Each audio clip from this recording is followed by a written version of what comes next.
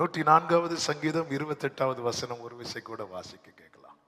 நீர் கொடுக்க அவைகள் வாங்கிக் கொள்ளும், நீர் உம்முடைய கையை திறக்க அவைகள் நன்மையால் திருப்தியாகும். நீர் உம்முடைய கையை திறக்க அவைகள் நன்மையினால் திருப்தியாகும்.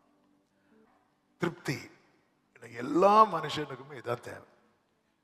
ஆமா, திருப்தி அப்படின்னா மன நிறைவு அல்லது போதும் என்கிற உணர்வு அல்லது குறைவு இல்லாத நிலை அல்லது பூரணம் அல்லது எதிர்பார்த்த காரியம் நன்மையாய் முடியும் போது உண்டாகிற ஒரு மனநிலை இருக்கிறதல்லவா. எல்லாம் நிறைவாக நான் நினைச்சதை விட எல்லாம் சூப்பரா முடிஞ்சிட்டு இப்படி சொல்லிட்டே போகலாம். இந்த திருப்தி யாருக்கு தான் தர முடியும் அப்படின்னா, எல்லாவற்றையும் சிருஷ்டிக்கிற தேவனால் மட்டுமே முடியும். கைகளை உயர்த்தி ஆமேன்னு சொல்லுங்க பார்க்கலாம். அவர் பூமியை பார்த்தபோது அது ஒழுங்கின்மையுமாய் வெறுமையா இருந்துச்சு. வெறுமையா இருந்துச்சு.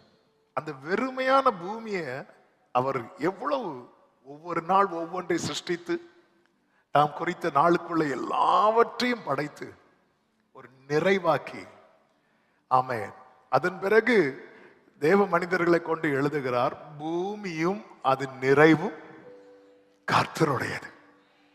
ஆமா, இந்த பூமிக்கு எப்பொழுது இந்த நிறைவு வந்தது? இந்த நிறைவு வர்றதுக்கு முன்னாடி இந்த பூமி எப்படி இருந்துச்சு? ஹல்லேலூயா. இந்த நிறைவு வருவதற்கு முன்னே பூமி எப்படி இருந்துச்சு? பூமி ஒழுங்கின்மையும் ஆமென் வெறுமையா இருந்துச்சு. அந்த பூமியை கர்த்தர் என்ன செய்கிறார்? எல்லாவற்றாலும் நிரப்புகிறார். நிரப்பி விட்டு சொல்லுகிறார், பூமியும் அது நிறைவும் கர்த்தருடையது. சத்தம் ஒரு ஆமீன் சொல்லுங்க. என் வாழ்க்கையில கர்த்தர் கையை திறந்து திருப்தியாக்குவார். ஆனா நாம் ஆரம்பத்திலேயே மனசுல எழுதி வச்சிருக்கணும், யார் வாழ்க்கையில் அந்த நிறைவை கர்த்தர் கொடுக்கிறாரோ அவர்கள் முழுவதும் கர்த்தருக்குரியவர்கள்.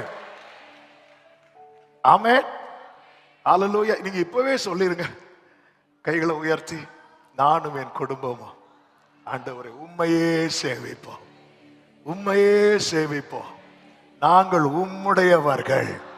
சத்தமா சொல்லுங்க, நாங்கள் உம்முடையவர்கள். ஆமென்.